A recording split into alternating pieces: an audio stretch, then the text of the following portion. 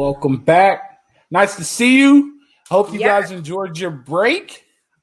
We've been gone for a while. We have lives too. Track meets. I was on vacation. I'm not gonna lie. I was in Hawaii. We're in Honolulu. I was in Maui. Wow. What was that like? Sum that up in 35 seconds. Great. Amazing. Postcard. This postcard. There's beaches that look like real life postcards. Man, that's insane. Yeah. So was in Maui. Happy Father's Day to all those guys who were out there because we missed that week because you had to track meet. And then I went to Maui. I could have podcast from Maui, but I'm not gonna lie, I just didn't want to. It was my vacation. I wouldn't make you podcast on your vacation either. But it's back. It's your boy Al Rowe. We got our girl Candice Davis Price. And we have a good show today. We're back to our rank. We got a great show today. We're back to our rank. It doesn't matter. I'm just going to be honest with you. Like it's the top 5 that's arguable. The rest of them really don't matter when you think about it. Like they don't matter. I should say they don't matter because I played with somebody that's not in the top 5. Actually 2 of them, but it doesn't. I mean, it is what it is.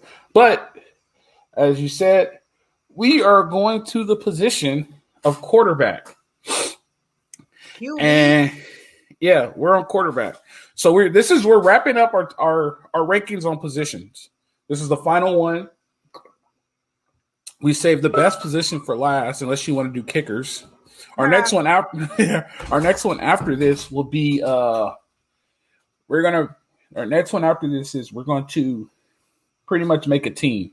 So your top position, your top person at each position for you, top position, and then we're going to do the top 10 games. That's just a little bit of foreshadowing in what we're going to do. But for now, we are going to look at the top 10 quarterbacks and the history of the University of Southern California football program. How was this research for you this time? I mean, were you as amped as D-line? I didn't mean to cut you off, but were you as amped as D-line?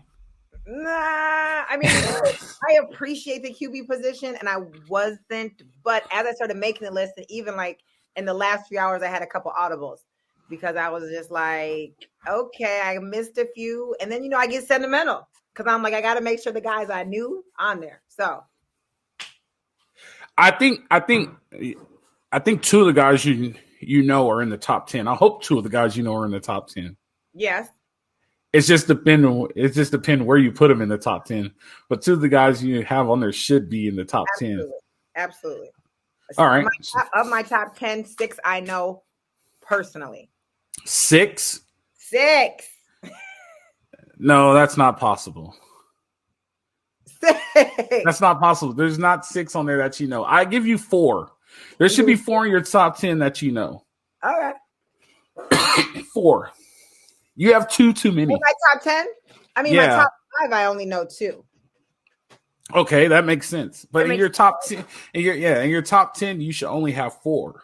Wait, where you start this off, you might disconnect me. You should only know 4 in your top 10, unless I'm missing somebody. You're gonna be like, bad connection. We'll have to check next week. This is another Lindell White. Get your fingers ready to leave the comment. Yeah, man. Yeah. You know what? Yeah, you're right. All right. So, as usual, we start off ladies first. We're going to jump right into this thing. Number 10. Who's your number 10? My number 10, he played backup quarterback to the greatest quarterbacks at USC. And definitely doesn't get the credit that he's due. But because the bottom 5 is a little shaky, I felt it was fair that Matt Castle rounded out my top 10.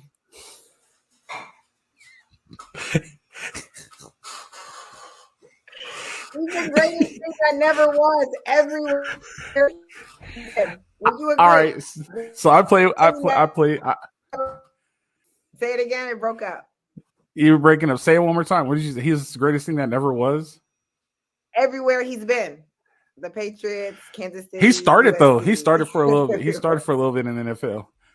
But yeah, so Yeah, Matt Castle is not one of the greatest quarterbacks in USC history. Oh, hey, I had to keep it interesting. And to be honest, the top five, bottom five, he has the flexibility. So, Matt Castle, what you got? So when you say he was a backup to some of the greatest quarterbacks in USC history, my number 10 was actually a backup to some of the greatest quarterbacks in USC history also. Who was that? But I thought we were going down the same road, but he only started for 1 year. He only started for 1 year, and Pete was pretty upset when he left.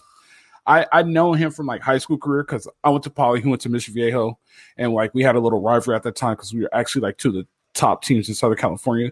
But my number 10 is I'm gonna go with Mark Sanchez. Woo! Low blow. That's not a low.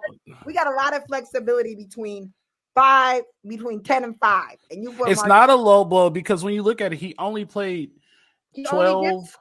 He played 13. He played about 15 games because he played 2 games when JD broke his finger, and then he played a whole season, and then he left. He played 13 games. Didn't he throw for over like 3,000 yards? Okay. I'm saying that's the idea, is that we could think about a player who's played 4 years, 2 years, 1 year, pound for pound. Okay, well, you already know he's higher on my list, so there. Yeah, I get you, and I know Mark. I know Mark personally. I drink Dolphin juice with Mark, aka light blue Mad Dog 2020s, and Cardinal Gardens parking lot.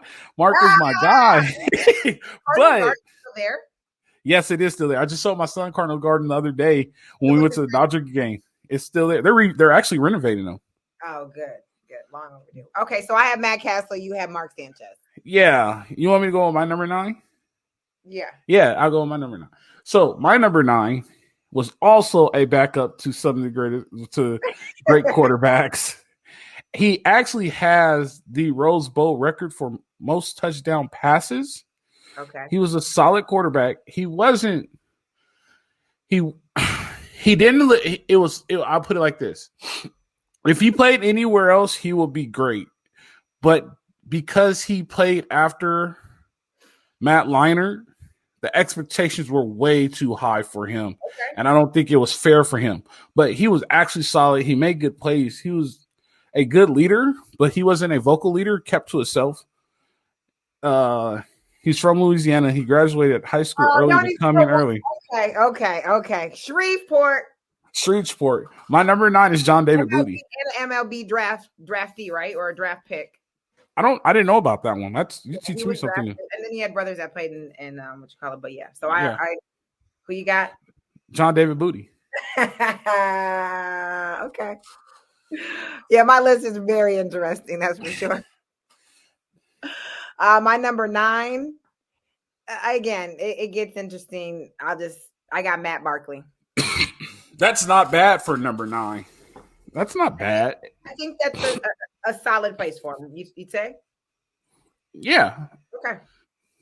That's not bad. I don't see anything wrong with that. That's you're back on the right track. You're back on a good pace. At first you're running a 65 400. Now you're back to like running like a 50. You're back. Your pace is good. All right. So we're going to number 8. Okay. So go ahead and tell me what your number 8 is. Who's your number 8? Because my number 8, I kind of threw in some veteran guys, and I'll just be honest, I don't know too much as I should, but I just did some research based off of who you got. So my number 8 was actually a pretty good guy. He played in the 80s, had a legendary career at USC. He actually came back to be an AD, but his AD career didn't go as successful as his playing career. He's actually a pretty good guy. I met him before he was an AD because he used to always come back to the school. Right. But you know who I'm talking about, huh? I do know who you're talking about, and he's one of the people that he tops my list at 7. I know and met, but I don't know him like I know the other guy. So yeah, so he's actually a good person, but they say he was tough when he was AD. But I mean, I think anybody would be tough. Either one of us, if we became an AD at SC, I think we'll be really tough because we have a standard. But so my number 8 would be Pat Hayden. And then so for your number 8, who are you going with? What's your number 8? All right, I got a little bit of help on this one, but let me. Pete Beathard. Okay, I need years. He's like 1960. He won the Rose Bowl in 1963.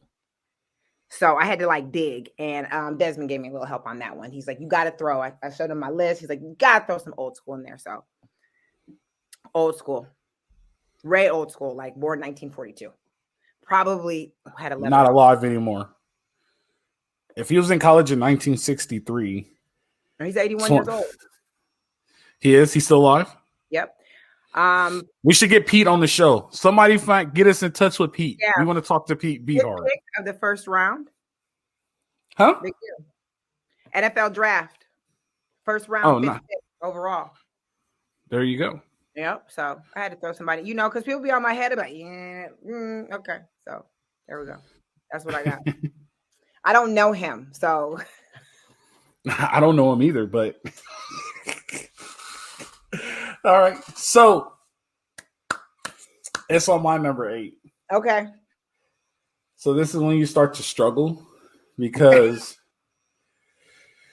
man, you have these battles. You try to figure out who goes where. So for me, 8 through 6 was kind of hard. I actually, all right, 4. Oh, you got just spit it out. You nervous? Nah, I'm not nervous. It's just the fact. I just wanted to let you know, like, what I was thinking when I did this. Oh, okay. I just want to let you know, like, so 8 through 6 got hard for me. Okay. In the case because, like, I think it's one of those where anybody could be anywhere. Okay. But, I just had to do some research and I just started to look, and so my guy that I'm gonna go with this guy. Actually, he played in 92 to 94. He was they labeled him the bright light for dark times because SC wasn't that great for right there. Okay. Back then. He threw 3,000 yards all years he started and only had 6 interceptions. So when you look at those stats, he's pretty good. 29 touchdowns back there was pretty good because they ran the ball a lot. Right. But I'm gonna go with Rob Johnson. Rob Johnson. I read a little bit about him. Okay. That's who I'm going to go with. That's my number 8. What year is he? He's 92 to 94. Okay. Hold on, let me check that. Yeah, 92 to 94. 92, 93, 94. So he left early also. Okay. Is he another Mission Viejo guy? No, I don't think so. All right. Good choice. Thank you. All right. Well, yeah, I mean, no arguments. Number 7. Yeah, number 7. I think this is an appropriate place for him. Not in the top 5 at all. Relatively could have been top 5 had season because he was back up to greatness. And stats wise, off the chart. I don't have to list that because you can check that out online. I'm going with Mark Sanchez. Okay. Too high? No. Okay. It's your list. Too high for me. Too high for me because let me how do I explain it? He is probably one of the few that played that small a time and had that much success, which I guess makes him good. But at that time, it was already at the pinnacle. And they were on the fall. Yeah, they're on the pinnacle. I mean, I feel like he stays another year, then he doesn't make our list. Was it him or was it the talent?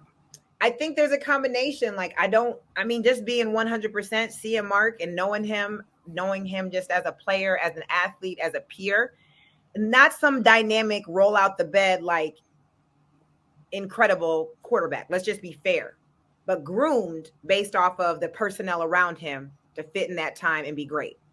So I think, he did the best. Like, you're right. He stays one more year. He's not on the list. So I will tell you this: we were actually like in a team meeting one time, and Mark threw a pass, and Coach Carroll was like, "That's one of the best throws I've ever seen in my life." Like he does like highlights from practice. He was like, "That's one of the best throws I've ever seen in my life." Like, so I'm not going to take anything from Mark. Mark was very athletic. He's a good person. Mm-hmm. Total California beach boy, curly hair. He's like, yeah. And super chill. But I just don't. I think he's top 10, but I don't. I think he's 10. Well, if I didn't know it, well, look, I'll just be fair. If I didn't know him, maybe he's 9 because I know him is 7. So he's getting. I got you. He got extra. He got bonus points for knowing you. That's quite a few people on my list get bonus points because I know that. If you share the Galen Center meal with Candice Davis Price, you get like 10 extra points. If it was Thursday night and the guys got to pick what they wanted to cater, the person that is at the top of my list fed me good when I was just a lowly freshman. So those are always the seniors. Oh yeah, look, took good care of me. So we'll get to there, but yeah. So Mark Sanchez. All right. So before we get to number 6. All right. Before we get to number 6, do you know what this weekend is? This weekend is the USFL Championship. And if you want to bet on the USFL Championship, I have a place for you to go. Go to Bet Online. Bet Online, you get all of the up-to-minute live odds, updates. They have horse racing. They have basketball. They have baseball. They are one of the best places to go. You get anything that you need there on Bet Online. You can bet on anything possible and get the best odds you could possibly get. In fact, this Bet Online is actually one of our – that's why the name of our show is the Bet Online Salute to Troy podcast. We're going to match your deposit with up to 50% if you use promo code BELIEVE. That's BLEAV. Once again, that's BLEAV. And you can go bet on that USFL game this weekend and get you some money. Bet Online. Money. And if you live in California, you definitely need some money because gas is in your pocket. So go ahead and get on there and bet. Bet Online, where the game begins. And we also have it rolling, the promo code rolling down in our little ticker down there. So just wait for it to come through. All right. We are on number – is it my number 7? It is my number 7. Yeah, it's your number 7. So my number 7 – so I think my number 7 is kind of my number 7, I even have faith for him in the NFL, but he's doing terrible in the NFL, and all my friends make fun of me. But I think when this kid played at SC, he was good. He had the potential to be good, but he was in one of the dark eras at SC. But he played really good. I'm gonna go really young here, but my number 7 is Sam Darnold. Okay, I think that's fair. I think that's fair. I still want Sam Darnold to be good. I feel like Sam Darnold. This is how good I want Sam Darnold to be. I feel like Sam Darnold is going to be good enough to hold the 49ers this year, and the 49ers are still going to win the NFC West once their quarterback's come back. I don't know if I'd be betting on that one. I might not, but thank you.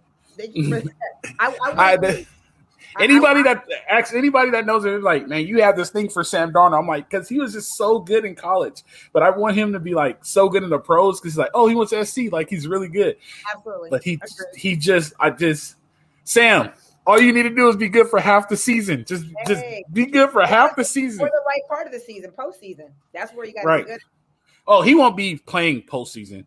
They'll be back to their starting quarterback, but there's 2 starters are injured. Right. So he has to like carry out like 8 games. Just get to 8, Sam. Just get to 8. Manage the game and don't turn the ball over.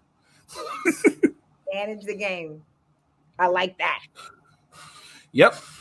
All right, we're to number 6. My number 6, we already talked about him. Not too far off of yours.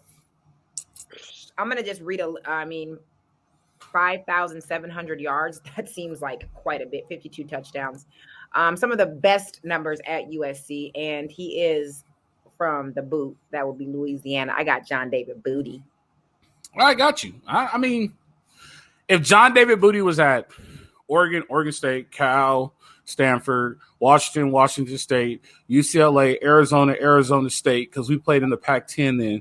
If he was at any of those 9 schools, John David would have been a legend at those schools. Jersey retired. Probably have potential for a first-round draft pick. John happened to be there at the wrong time, and JD ended up happening to be the quarterback after Matt Leinart.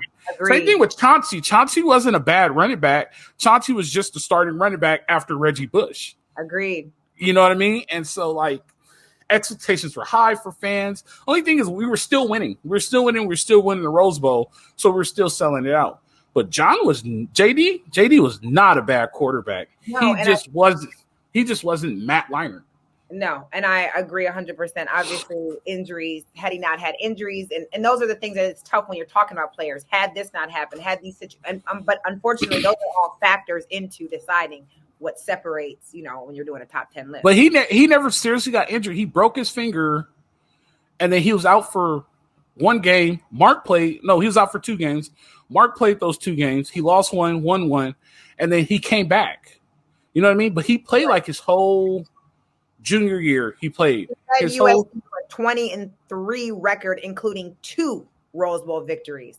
Yes, and he has the record for touchdowns in the Rose Bowl. Like, he's not bad. JD is good. He was a very good, and he got drafted where he deserved to be drafted. He had the career that he was projected to have. He was a journeyman. Probably got pension. You know what I mean? Got his 5 years or whatever. You need to get pension, and he was solid. Like, I don't. What you put in JD there, I don't see anything wrong with that, and I could see. I don't see anybody arguing that. Like, that's a good spot for JD. I might have picked up a fan or two, or like somebody. Well, JD also got 10 extra points because you also had dinner with him at the Galen Center, so that doesn't count either. And you know what? There's something about, I'm from the Midwest, and California is a whole nother monster. And this gentleman, and I say gentleman, always had Southern hospitality when you interacted with him. You did not know, and from my understanding, I might look it up. He comes from a family of athletes, I believe major league football players, and you would never know. Just true Southern hospitality.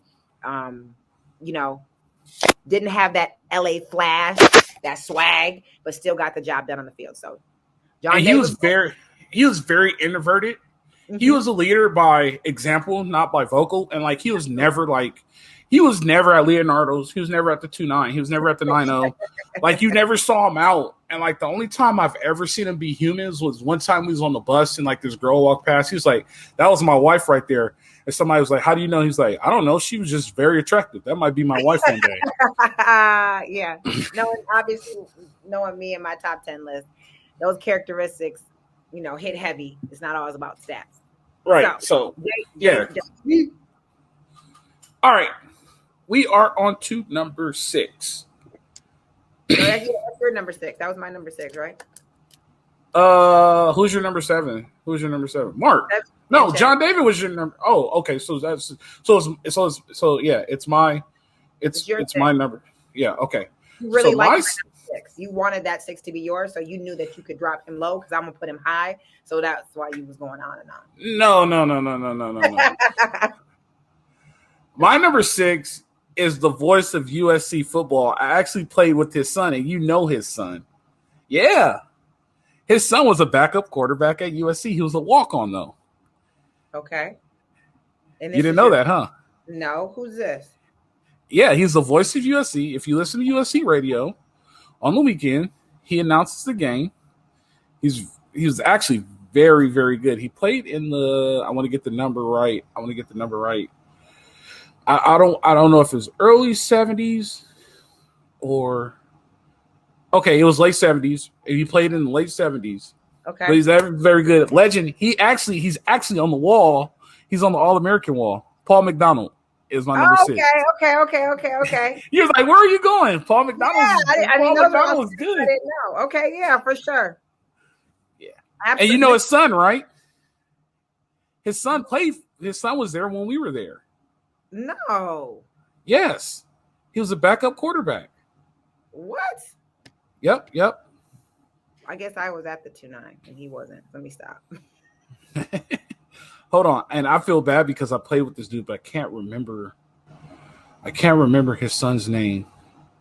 But his son was a backup quarterback. Mike McDonald. Well, Mike McDonald. I guess yeah, I should have. I learned something new. Yep. There you go. That's your number 6. That's my number 6. So you did your number 6, right? We're going to number 5. Yeah, my number 5 actually. Wait. We're going to number 5. You know what we got to do when we get to number 5? Oh, yeah. You know what happens when we get to number 5? What happens when we get to number 5? Enlighten me. When we get to number 5, I tell you about how I start my morning every day with a healthy solution that gets me to 9 o'clock because I start work at 5:30 in the morning. Woo! And that is called AG1. Believe it or not, people, our girl Candice finally got her AG1 sample. We're going to make sure she gets her hands on those. It's a little lost in transit, but we're going to find it. She got her sample to AG1, so she gets to experience this. Candice is going to understand she gets to wake up in the morning, 12 ounces of water, a scoop of AG1, shake it up, drink it, and she's like, wow, I'm actually full off this. And she's going to have energy. She's going to feel better. She's going to understand all those vitamins that are inside of it are good for her, and it's a lifetime decision that she already made. And she's already like a 13-time national champion, world champion. She does all that. She already has that other good stuff. So she's going to be a beast. You know who else drinks those greens? AG1, Serena Williams. Well, a USC Trojan. Who? The most decorated Olympian of all time, Alison Felix. Alice, I did see her commercial. Alison Felix also does it. So she's legit. She's been drinking them in different time zones. So I'm looking forward to getting my package. Yep. If a comprehensive solution is what you need from your supplement routine, try AG1 and get a free 1-year supply of vitamin D and 5 AG1 travel packs with your first purchase. Go to ag1.com/LAFB. Salute to Troy. Again, that's ag1.com/salute to Troy. And we will take care of you. And you get your, yep. And it's going to take care of your body. Mm-hmm. That's drinkag1.com/salute to Troy. All right. We are in the top 5. This is going to be interesting. I'm interested to see who you have in your top 5. And I will let you go first. All right. Actually, my number 5 is your number 6, Paul McDonald. That's good. Okay. I think it's great. I got to do a little bit of research. I was excited. Most interesting fact, only lost 1 game in his 2 years as a starter and winning 2 Rose Bowls. Impressive to me. So yeah, the whole idea of only losing 1 game, 2 years as a starter, big deal. So I went with Paul McDonald. And as you get to this top 5, it does get a little bit tricky. So my number 5 is on your list. But he's a little far down. And I think he's a little far down is because he's younger than you. Okay. But I don't think you know he was the first true freshman that ever started at USC as a quarterback. I probably don't know that. To play completely 4 years. He went to Mater Dei. Pretty good. He threw a good ball. He was Kiffin's quarterback. They just got hit with the violations. It was not a good time. But he actually was a very legit quarterback. I feel like if they won, I've put it like this. I feel like if they were winning, he would have won a Heisman. Okay. So there's little situations that happen, but my number 5 is Matt Barkley. Okay. For you to be the first true freshman starting quarterback at SC, like. Yeah, for sure. For sure. I won't take that away. I won't take it away. Yeah, and right, I didn't experience his era. Then I got a little bit biased, but and he actually played all 4 years. So that's also pretty good. I would say Matt Barkley, you might have a fan of me. Not that it matters. Because my top 2 are fans in me for sure. That sounds good. We are now rolling on to number 4. Here we go. Let's go. I'm interested to hear your number 4. My number 4, and I'll just be very honest, I became, privy to how great of an athlete he was when he became an AD. And you already talked about him. He had an impressive career. You already talked all. I got Pat Hayden for my number 4. I got you. Yeah. I disagree with that, but I got you. Yeah, because I think the next 4 quarterbacks that I'm going to say are better than Pat Hayden. I'm not saying Pat Hayden's not, I just think that's too high for Pat Hayden. Okay. That's too high. And I think you're going to leave out somebody, and I'm gonna fight you because you're gonna leave this dude out. Really? Yeah, because I really want this next person to. I feel like they should be my number one, just because I'll tell you why. But go ahead, let's see what you got. We're talking about the same person then. We maybe because he's my number 4. Okay. He has a banging wife. Okay. Banging wife, great actress. Okay. Right? Oh yeah, We're that's talking exactly about what we're talking about. Yeah, same person. First black starting quarterback. I'll just say it. First black starting quarterback. That was going to be a lot of the reasons for number 1 for me right there. First black starting quarterback at USC. Say it again. Can you say it again? He was the first black starting quarterback at USC, and he was a baller. He was a baller. I'm going to put it like this. In 1988, he won the Unitas Award. He was the Pac-10 Offensive Player of the Year, and he was all Pac-10 first team. Put it like that. Now, the dude that backed him up, I don't know, man. Put it like this. He could run, he could pass, he could throw, he could do everything. He went on and he had a semi-successful NFL career, but that doesn't matter. But what he did at SC, he kind of brought him out of the light, and he did his thing, and he lit everybody up in the Coliseum and when he played in the Rose Bowl. My number 4 is Rodney Peete. I'm assuming that's your number 3. Yeah, you can't put him higher than 3. And that's tough because I'm gonna just keep it 100. Just because he's a black quarterback at USC, I'm just like, ugh. But the only. I shouldn't say the only. Yeah. He's the only one that played because there were some black quarterbacks who went there. Rocky Hines went there on scholarship, but he transferred. But there were other ones, huh? Did Rocky start? No, Rocky never started, but he was there. Then he transferred to UNLV, right? But he's the only that played. Yeah, for all those people out there that don't think I know, I was there when Rocky Hines was there and transferred to UNLV. So he had potential. He had a nice quarterback at USC, and it didn't pan out. So he just didn't fit into that system. Yeah, I think he also had some influences that probably could have changed some things for him. But I know him too, so I'll leave that one alone. I actually know him too. We played at the same park growing up. I know his dad real well too. Okay, I think he was a solid human being, and I think there was some great potential for him to bust down some barriers at USC. But he had some influences that led him to UNLV, and the rest is history. Yeah, that's also like who I thought could have been really good at USC, but he just couldn't keep at home. He should have went to school out of state. Michael Coleman. Michael Coleman was good. Michael Coleman was really good.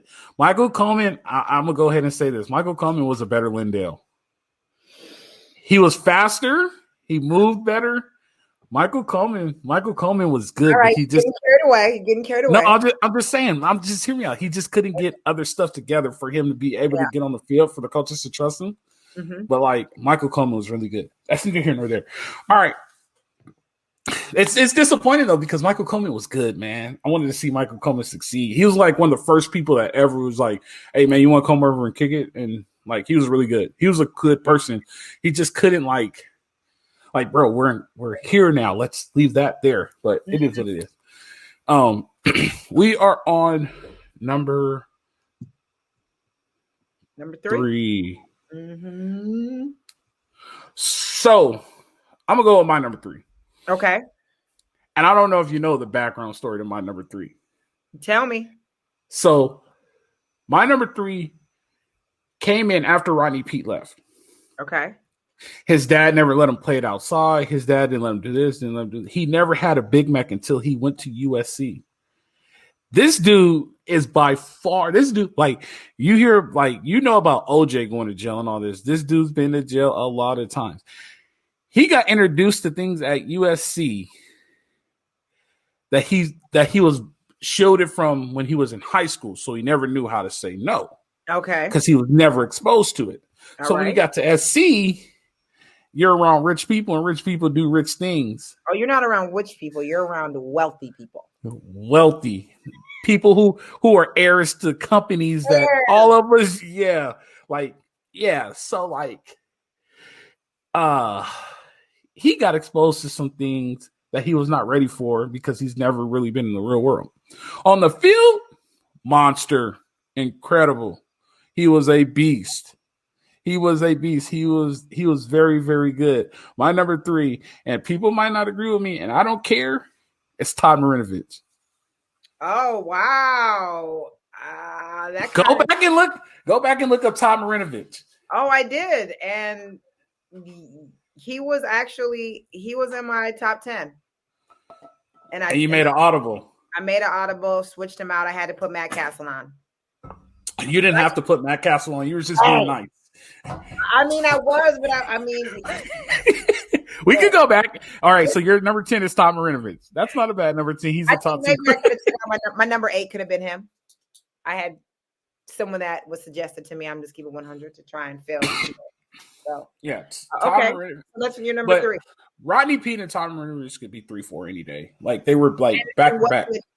What would tip the scale for Rodney Peete as being a black quarterback at USC? Right. In the 80s. Yeah, 100%.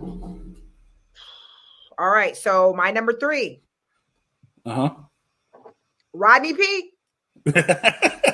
And I do know his wife because we're part of an NFL Wives Association and the Off the Field NFL Wives Association. So the last 2 Super Bowls, actually, she hosts the last one in Los Angeles, she hosted a charity event, and we walked the runway for the Super Bowl, and it was for autism awareness because of her son, and they did this whole event, so I got to meet them, and so yeah, that's that. But does she still look good?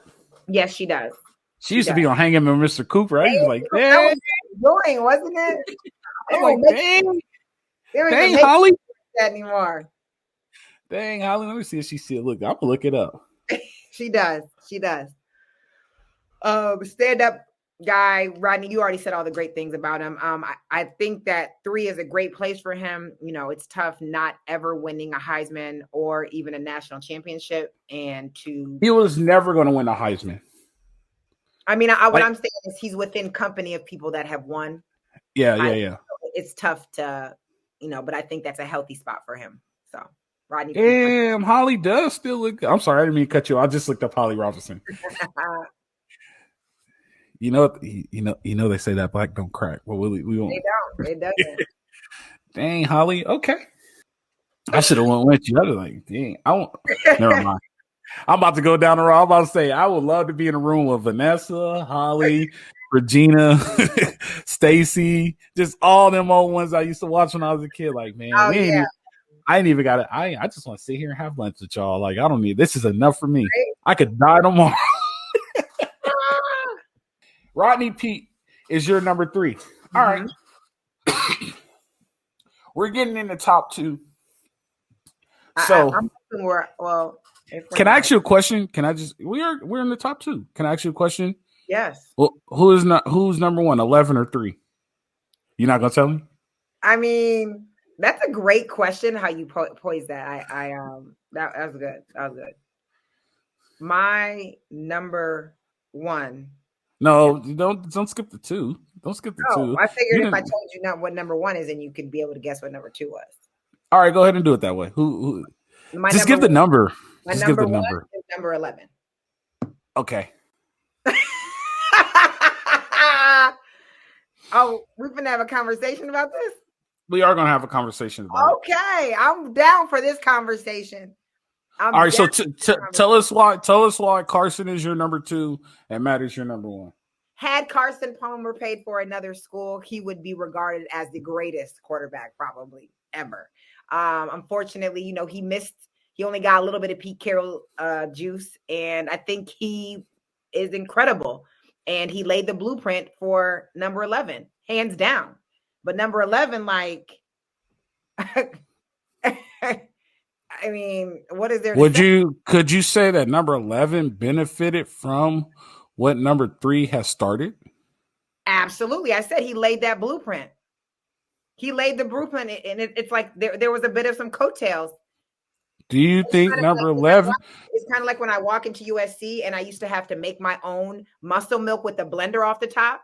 And when y'all the Gatorade Cup, Rose Bowl and national championship, and now I go to USC and you got to have display to walk into the training room? Oh, they're getting a new facility. They're getting a new facility. Exactly. And the one they have right now, it's 10 years old. That's they're getting it? a new facility. It's only the McKay's only about 10 years old. And they're getting a So- new one. They're getting a new one behind Howard Jones, where that parking lot is. They're getting rid of that parking lot. They're redoing the baseball. They're getting a brand new facility.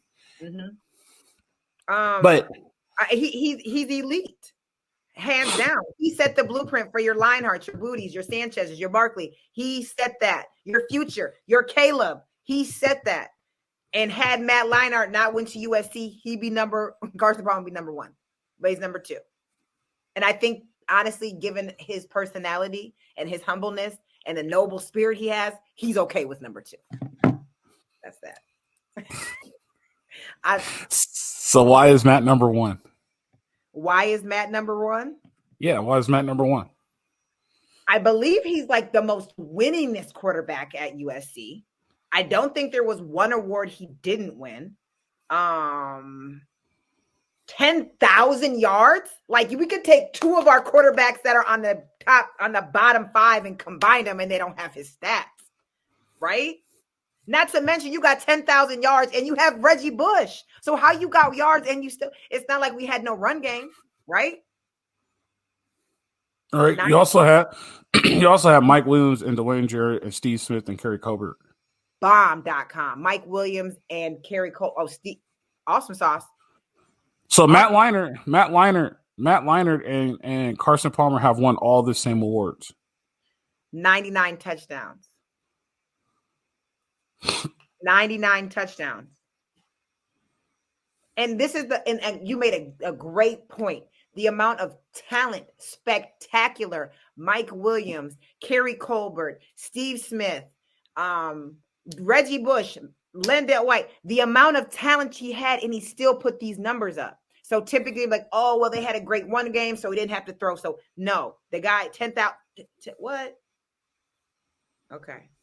So that's why he's my number 1. And he fed me in the Galen Center when I was just a little underclassman. I'm like, dang, these football players get to eat all this. And this was before NCAA cared about any other sport besides football and basketball. So we're going in the Galen Center, and they're literally giving us the welfare sandwiches while USC football gets catered. And Matt Leinart, make sure your girl ate. So those Thursday cater meals, he looked out for those Thursday cater meals. Yep. When the seniors got to pick, that's nice of Matt. Oh goodness.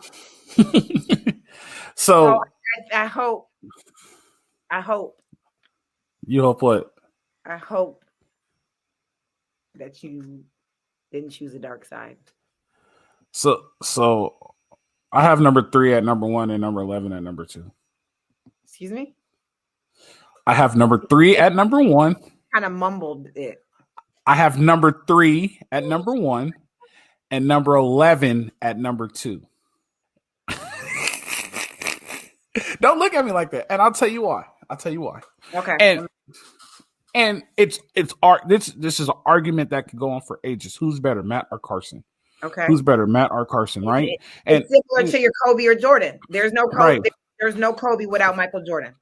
Right. And I get that. And that is why Carson is number 1. Like, that's why OJ is my number 1. That's why Carson was the first jersey to start to fill the end zone. Before that, there was just 4 jerseys out there. It was Mike Garrett, OJ Simpson, Anthony Davis, Marcus Allen, right? Okay. Now you got number 3, you got number 5. Put number 5 back out there. Number 5 should be out there. You got number 11. Now you got number 13. Carson was the first quarterback ever in USC history to win a Heisman Trophy. The first. Okay. Carson had Mike Williams. He didn't have Dwayne Jarrett, but he had Mike Williams, Kerry Colbert. He had Steve Smith as a freshman. Like, he had all those guys that were seniors when you were a freshman. He had those guys. He was the foundation of the start of the Pete Carroll era.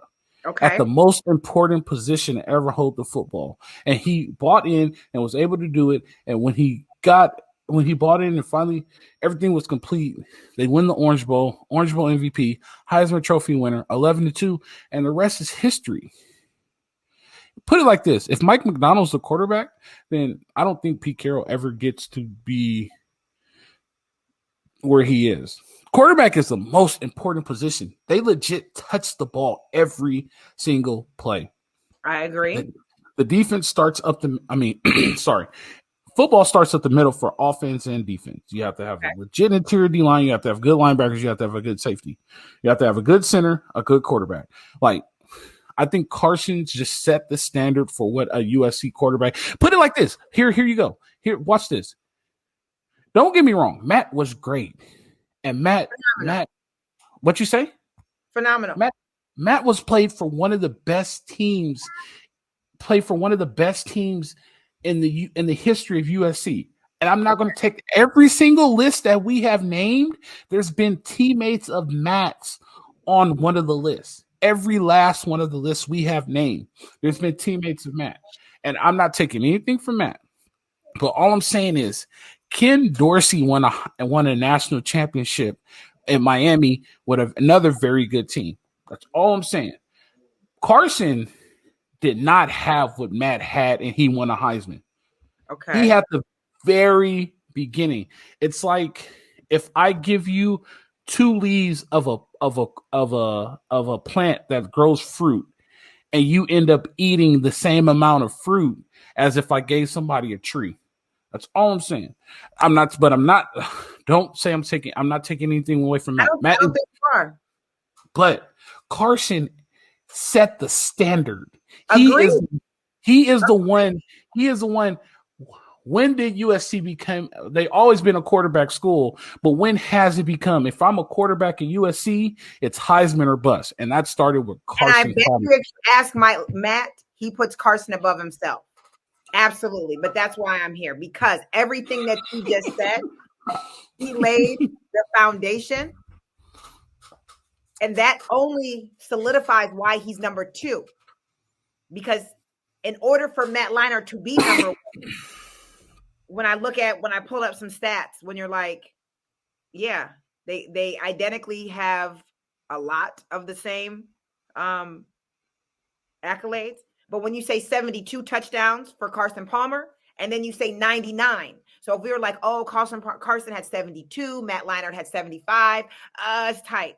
Everything that Matt did, he had to do better because Carson was that deal, and he was that guy. Carson Palmer plays for Pete Carroll for 4 years. We're talking something different. And guess what? When we do this podcast next year, there's going to be a different number 1. It can't be.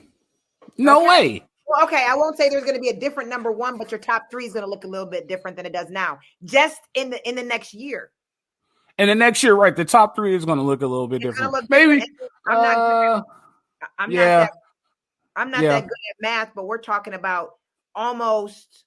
But hold on, Candice. This is where you don't look so much into passing yards in today's game compared to Matt's game, because there was still a predominant run game.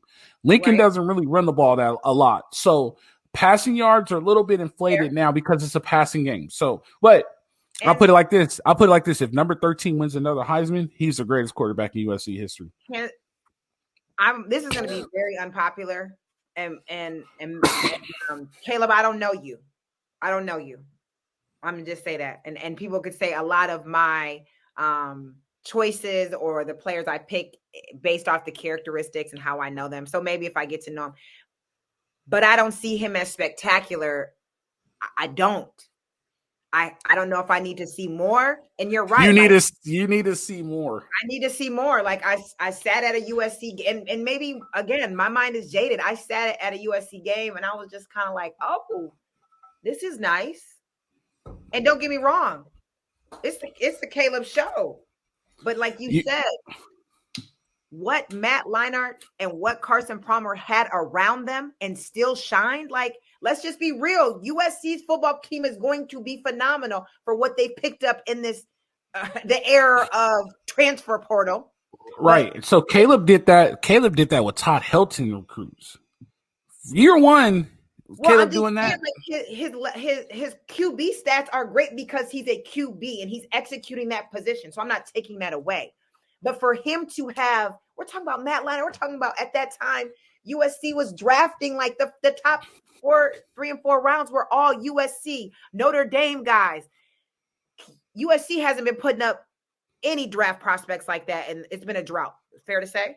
There has not been a drought. There has only been 4 schools to draft somebody in every single round of the draft for the past 5 years, and USC is one of them. Oh, that's a great statistic. Thank you for correcting me.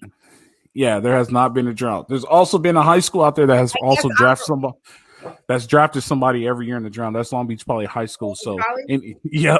Oh yeah, I knew that. I'm from Michigan. I know better. I'm just saying, I'm not taking away from Caleb. When you talk about Williams and Colbert and Steve Smith and Lindell, when you talk about this and Desmond Reed, okay, don't forget my boy Desmond Reed. When you talk about how spectacular they were as receivers and they put up these mega numbers in addition to this QB, like I just don't see that same team dynamic. I see Caleb shining. I see him executing his position. Like you said, the scheme is set up for for this quarterback to shine. But I'm like, I need everyone to eat and you be a mega star. Jordan Addison was pretty good, though. Jordan Addison was pretty good. You're saying pretty good. Yeah, he was good. I mean, he got drafted in the first round to a team. He got drafted in the perfect position to be a NFL superstar. Jordan Addison was good. He's going to the Vikings. How many? Yeah, I'm not saying he won the award for the best receiver in college football. I'm not saying that they're bad. Don't hear me. I'm not saying. I sat in a Coliseum and watched like magic happen. Things that I'm like, wait, what? And I grew up in Michigan when Charles Woodson wins the national championship. So it's not like I have these jaded eyes and I'm like, oh, I'm a girl and football's great. Like, no, I've seen spectacular football. I've seen spectacular things. And to see what Matt had around him with that team, like, when I sat in the stage, I went and I think it was Landon Johnson. He tore his ACL in that game. And I was just kind of like, oh yeah, he's nice. But what is everybody else doing? It wasn't just one receiver. Like you could slide in our second string and we still good. So right. And Carson won a Heisman and he didn't have what Matt had. That's what put Carson in that one. Okay. That's what that's like. It's very the margin. Put it like this: the margin is very, very small. Let's do this. I'm interested because what I'm feeling is if Matt Leinart comes before Carson Palmer, He's number one. Yeah. Okay. It's a very small margin. It's like, it's not like. Is Matt Leinart as good as he was because Carson Palmer existed? No. Okay. No. Okay. I think put it like this. And I will say this, and Matt Leinart was exceptionally well in college football. He was an excellent quarterback. I'm not taking anything away from him. You put JD, if JD beats Matt Leinart out, we're talking about JD right now. Really? Okay. The tools were just in place. Definitely beating Matt Leinart in the foot race because your boy Matt got. Yeah, he was slow, but the tools were put in place. Cinder blocks on his feet. They had an excellent OC at the time. Like their OC was excellent. Like everything was Norm Chow. We'll say it again. Norm Chow. That guy. Everything was just put in place. Like it just worked out. It was a perfect situation for Matt. And I don't want anybody to think that's what he was still good. He was still, but I just think the fact that Carson did it with a little bit less and won the same awards makes him a little bit better. All right. That's all. If Carson's first and then Matt, then if Matt beats out Carson as a freshman, right, when he came in his freshman year, because Matt backed up Carson for 1 year. If he beats out Carson and plays as a true freshman, Matt is the greatest quarterback of all time. Because even with the career that he had, plus that makes him the greatest quarterback of all time. But Carson set the standard of quarterbacks having to win the Heisman Trophy. Absolutely. In my opinion, that's what I think. For sure. No disagreement there.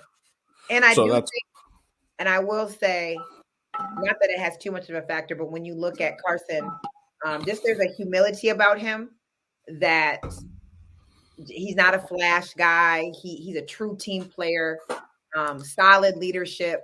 Those characteristics probably have a little bit to play on. Like when you think of Matt, it was just Hollywood, and he was bringing, stars, him in his own regard.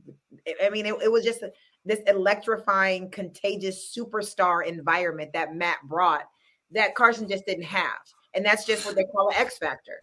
So the level of attention that he was getting and what Matt was bringing set the new standard to when I come to USC and I'm like, yo, bro, you suck. Why do you have to have a fingerprint to get to the training room? Like, what?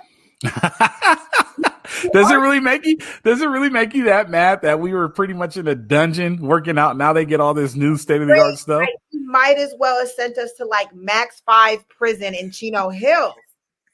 Like, look, the reality. All your hard work, that picture behind you, that's you probably winning, breaking some type of record. Yeah.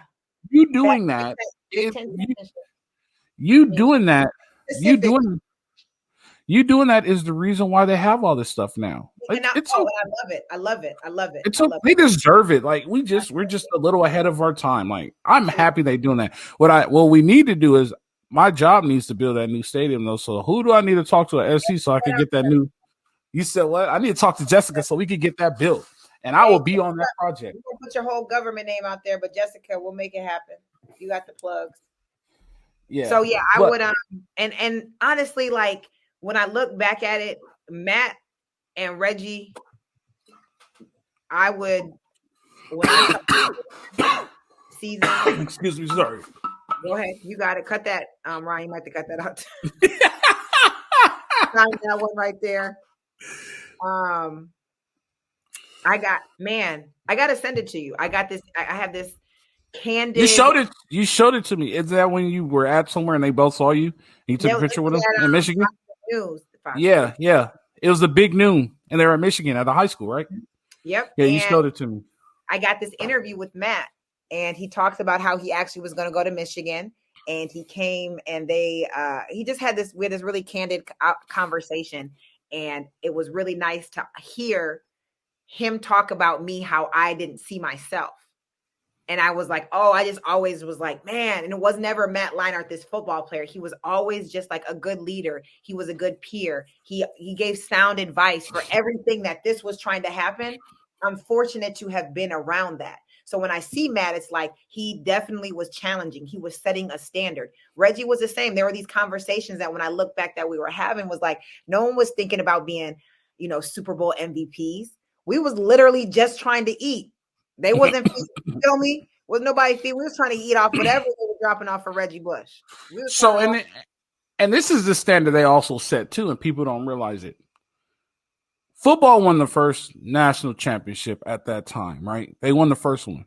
Then all of a sudden, the water sports started achieving. Then all of a sudden, the women's golf started achieving. Then track and field is starting to blow up. And then women's soccer is winning it. Women's soccer won 2 national championships in 3 years or something like that. Water polo never lost. Volleyball takes off. Basketball goes to the Sweet 16, which at the end of the day, USC is not a basketball school. So us going to the Sweet 16 was a big deal at that time. We were like, whoa, like, damn, okay, like you kind of everything took off. I feel bad when, like you said, we go to the Sweet 16. That's like how they treat Kentucky for going to the Final Four. Like, yeah, 100%. Like, they better win the game. It's like, dog, it's just not. And what people don't know is when they went to the Sweet 16 that year, that was Kevin Durant's Texas team. And they beat Texas in the first round. I remember Kevin Durant just being so skinny. Like, what? Yeah. How is this guy dynamic? He's here. So that I mean, those are all the things. Like, it just set off a time bomb on like all these winning programs, and which benefited from. But at the end of the day, number 3 is my number 1. Number 11 is your number 1. But we're very close. Let me see. Can you see this? I can't see it. I see it. Okay, I'm about to show you. You out here? This is my hometown, Ann Arbor. I love wearing this in Ann Arbor. Just so you know, coming to a city near you, Ann Arbor. By the way, we whooped on them in the Rose Bowl. And that was my first experience at USC Rose Bowl with Michigan. But I loved it. And then So yeah. When we talk, I don't. She hasn't changed. There's nothing she can say about football that's going to top that. Should we just end the interview right now? The truth is, he is a good-looking guy, but he's an even more humble person. Anyways, I say that to say, I don't know Carson like that, but the interactions I had, I was coming in. I think I was on my visit when Carson was still the quarterback, so I got to go to the parties and I got to have a level of interaction. So I got, and he's a stand-up class act guy. And that definitely it made it here. But I have this type of relationship with Matt. So there's the 10 extra points right there. There it is. That's that. He get what is it? When you golf, they give you the mulligans or something. The mulligan, yeah. That's the mulligans right there. There you go. So it's been fun. Next week we're on positions. Do you want to do position? Do you want to build a team, or do you want to do the greatest games? I want to build a team. You want to build a team next week? So we'll build a team next week. All right. Every position. You need 22 names. 22? 22 names. Oh, we got to go both sides? Both sides. Okay. We'll make it quick. We won't, you know what I mean? We'll make it quick. Yeah. Okay. No. Okay. I think 22 names. And I want to say something real quick. So we talked a little bit about it off camera. There's this young quarterback. His name is Bryce Underwood. They're saying he potentially is one of the best high school quarterbacks of all time. I've seen him. Lincoln Riley has expressed tons and tons of interest. And I coach football. Let's make it clear. I'm speed, sprint, agility. I'm not doing X's and O's. I know how to stay in my lane.